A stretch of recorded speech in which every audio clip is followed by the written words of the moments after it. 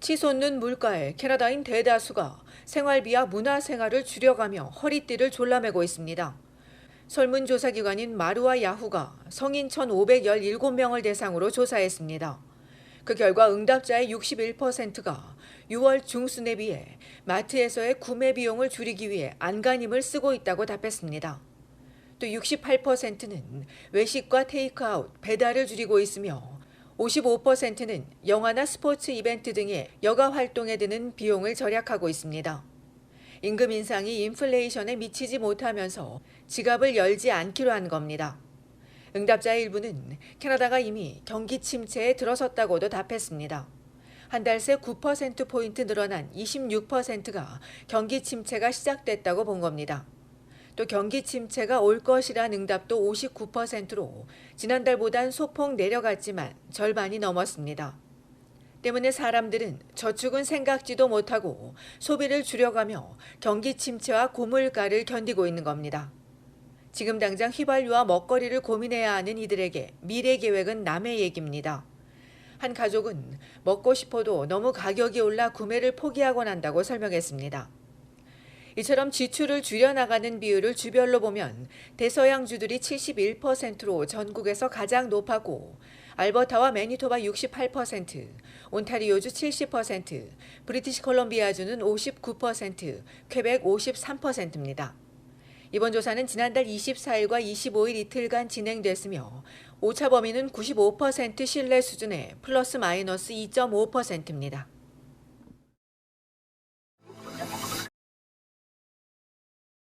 온타리오주 광역 토론토에서 각종 사건 사고가 잇따라 3명이 숨지고 2명이 다쳤습니다. 오늘 새벽 4시 놀스역 더프린 스트리트과 스틸스 애비뉴 인근에서 차량 2대가 정면 충돌했습니다. 이 사고로 남성 1명이 숨지고 여성 1명이 크게 다쳐 병원으로 옮겨졌습니다. 경찰이 정확한 사고 원인을 조사하고 있습니다. 오늘 새벽 6시에는 미시사가 던다스 스트리트 이스트와 카스라 애비뉴 교차로 인근 철로에서 여성 1명이 캐네디안 퍼시픽 열차에 치여 목숨을 잃었습니다. 필 지역 경찰은 사고 지점이 2주 전 4살 여아가 숨진 곳이라고 전했는데 메트로링스는 같은 지역은 맞지만 정확히 동일한 지점은 아니라고 전했습니다. 4살 여아 사고 후 지름길로 이용되던 이곳엔 펜스가 설치됐습니다. 이 사고로 메도베일과 밀튼 구간의 열차 운행이 오전 8시까지 중단됐으며 필 지역 경찰이 사고 원인을 조사하고 있습니다. 이에 앞서 어제 오후 3시 반쯤 리치몬드 일에선 총격 사건이 발생했습니다. 장례식이 열린 토론토 무슬림 묘지에서 26세 남성이 총에 맞아 숨졌고 27세 남성이 크게 다쳤습니다. 욕지역 경찰은 3, 4명의 남성이 피해자에게 접근한 뒤 총을 쐈다는 목격자 진술을 토대로 사건을 수사하는 한편 범행 후 구형의 SUV 차량을 타고 레슬리 북부 방면으로 달아난 용의자들을 추적하고 있습니다. 피해자들은 지난 화요일 로렌스 애비뉴와 웨스턴 로드에서 총기 필습된 27세 기디드 모하마드의 장례식에 참석했으며 범행 시각에는 참석자 대부분이 돌아간 뒤였습니다. 경찰은 범인이 피해자들을 노렸다며 주민들은 안전하다고 강조했습니다.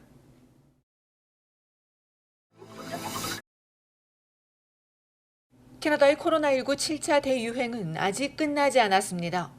온타리오주는 7일간 일평균 사망자 수가 7월 중순 4.4명에서 꾸준히 증가하며 어제는 13.7명으로 전주보다 20% 늘었습니다.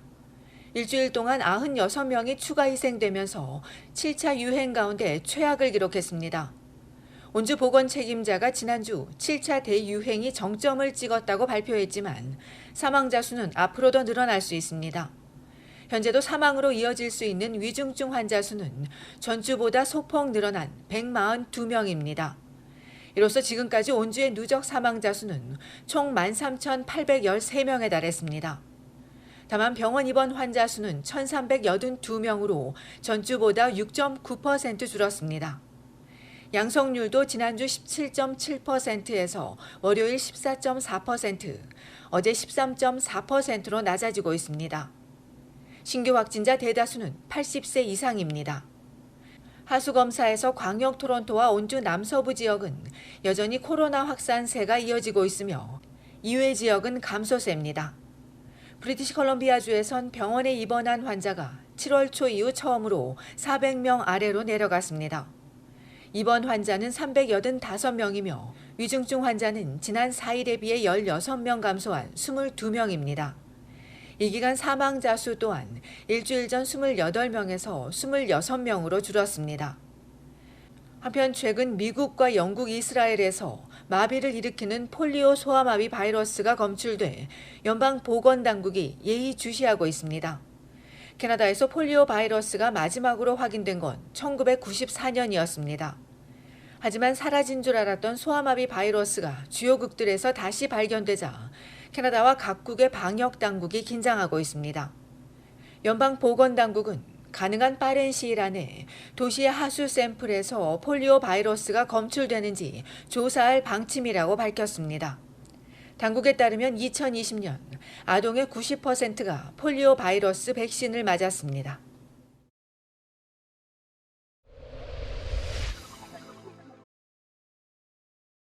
연방보건당국이 캐네디안 타이어 매장에서 시판된 무선 블라인드 11만여 개를 리콜했습니다.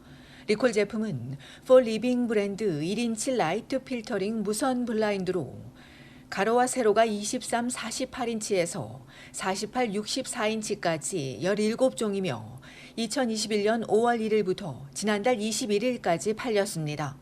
당국은 무선 블라인드 작동 코드가 안전하게 처리되지 않아 영유아들의 목졸림 사고 위험이 높고 작은 부품이 떨어져 나와 삼킬 우려도 있다고 지적했습니다. 이에 해당 제품 구매자는 즉시 사용을 멈추고 가까운 캐네디안 타이어 매장을 방문해 교체하거나 환불받을 것을 당부했습니다. 이 밖에도 디월트 회사의 일부 전동톱이 조립 부분 결함으로 리콜됐습니다. 당국은 캐나다에서 1명, 미국에서 8명이 부상을 입었다며 2019년 4월부터 2022년 5월 사이 캐나다 전국에서 팔린 11만 9천여 대를 리콜하고 즉시 사용을 중단할 것을 당부했습니다.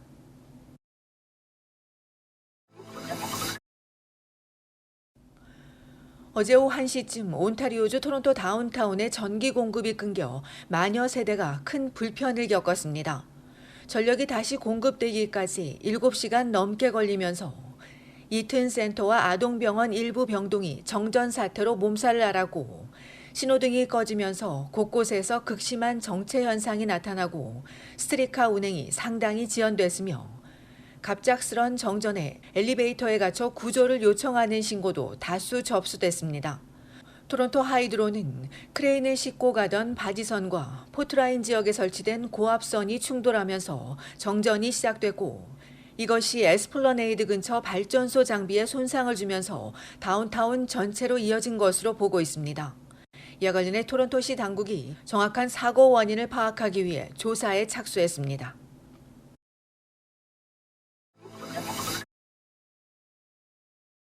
캐나다 3대 통신회사 중 한 곳인 텔러스가 신용카드 결제 고객에게 추가 수수료를 부과하는 방안을 캐나다 방송통신위원회에 신청했습니다. 아직 최종 결정은 나오지 않았으나 거의 확정적이라고 전한 텔러스는 이달 중순부터 해당되는 고객들에게 관련 내용을 공지하고 9월 초 결정이 나오면 10월 17일부터 적용할 것이라고 밝혔습니다. 텔러스가 요청한 신용카드 결제 수수료는 1.5%로 예를 들어 기본 요금이 $100라면 GST와 추가 수수료가 더해지면서 $106 66센트로 오르게 됩니다. 이 수수료를 피하는 방법은 신용카드 대신 데비카드나 은행 또는 다른 지불 방식을 이용하면 된다고 텔러스는 덧붙였습니다. 로저스와 벨사가 동일한 조치를 취할지 알려지지 않은 가운데 이 소식이 알려지자 가뜩이나 높은 물가 때문에 고군분투하는 서민들에게 이런 부담을 떠안기는 건 부당하다며 사흘 동안 반대하는 민원이 벌써 200여 건에 달하는 것으로 알려졌습니다.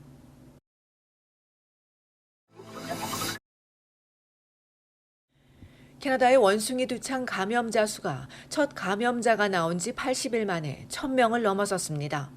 캐나다 보건당국이 지난 10일 발표한 바에 따르면 온타리오주는 2주 전 326명에서 478명으로 증가했고 퀘벡주 425명, 브리티시 컬럼비아주 85명, 알버타주 16명 등 10일 기준 전국에서 확인된 원숭이 두창 감염자는 1,008명을 기록했습니다.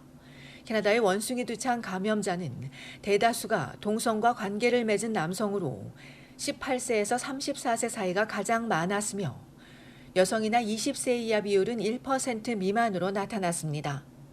앞서 지난달 26일 세계보건기구 WHO가 원숭이 두창 감염 사태에 대해 공중보건 비상사태를 선포한 데 이어 지난 4일 미국 정부도 비상사태를 선포했으며 독일에선 처음으로 원숭이 두창에 감염된 2명의 성인과 함께 사는 4세 여아가 양성 반응을 보인 것으로 확인됐습니다.